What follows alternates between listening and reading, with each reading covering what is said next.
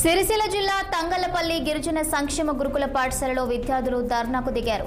గురుకుల పాఠశాలలో బాలికల విద్యార్థులను పీటీ జ్యోత్స్న వేధిస్తున్నారు.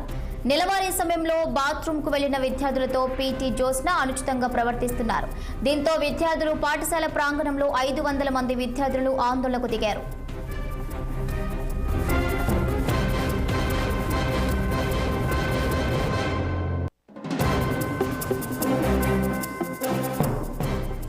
మొత్తంగా అయితే సిరిసిల్ల జిల్లా తంగళ్లపల్లి గిరిజన సంక్షేమ గురుకుల పాఠశాలలో విద్యార్థులైతే ధర్నాకు దిగారు. దీనికి సంబంధించిన పూర్తి అప్డేట్స్ మా ప్రతినిధి రఘు అందిస్తారు.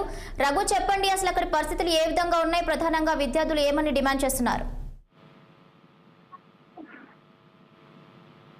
Thank you Bhavani. సిరిసిల్ల జిల్లా తంగళ్లపల్లి మండల కేంద్రంలోని ఇందిరమ్మ కాలనీ ట్రైబల్ వెల్ఫేర్ గురుకుల పాఠశాలలో ఈ రోజు ఉదయం 5 గంటలకు విద్యార్థులు సిరిసిల్ల సిద్దిపేట పోయే రహదారిపై బైఠాయించడం జరిగింది. గురుకుల పాఠశాలలో కాంట్రాక్ట్ బేసిక్ గా పనిచేస్తున్న ఒక పీటీ వాళ్ళని చాలా ఇబ్బందులకు గురి చేస్తున్నాడని చెప్పి విద్యార్థులు చెప్పడం జరుగుతుంది. అంతేకాకుండా విద్యార్థులను కూడా కొట్టడము తిట్టడము చేస్తున్నారని చెప్పి కూడా ఆరోపిస్తున్నారు. అట్లాగే విద్యార్థులు బాత్రూంలలో స్నానం చేస్తుంటే కూడా ఎందుకు మీరు లేటుకు వస్తున్నారు అని చెప్పి వాళ్ళ దగ్గరకు వచ్చి వాళ్ళని వీడియోలు తీయడం, వాళ్ళని బెదిరించడం, మిమ్మల్ని ఇది చేస్తాను అది చేస్తానని చెప్పి చాలా సఫర్ చేస్తున్నారని చెప్పి విద్యార్థులు ఆరోపిస్తున్నారు. గత కొద్ది రోజులుగా ఈ సమస్య జరుగుతుండటంతో విద్యార్థులు సరే ఈ పీటీ ఇప్పటికైనా కూడా మారుతారు కావచ్చు అని చెప్పి వాళ్ళు మాటలు అక్కడ ఉన్న ప్రిన్సిపాల్ కూడా కంప్లీట్ చేయడం జరిగింది.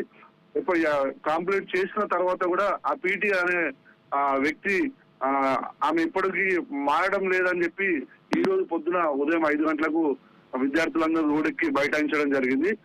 ఆ బైఠాయించడంతో విద్యార్థులకు తెలుసుకున్న మండల అధికారి అతను అక్కడికి వచ్చి చేరుకొని నేను ఉన్న పీటీని సస్పెండ్ చేసి తీసేస్తున్నా అని చెప్పి హామీ ఇవ్వడంతో విద్యార్థులు అక్కడ ఉన్న బైఠాయించింది విరమించుకొని స్కూల్లోకి వెళ్ళడం జరిగింది. Bhavani. Okay, thank you Raghu, thank you for the updates.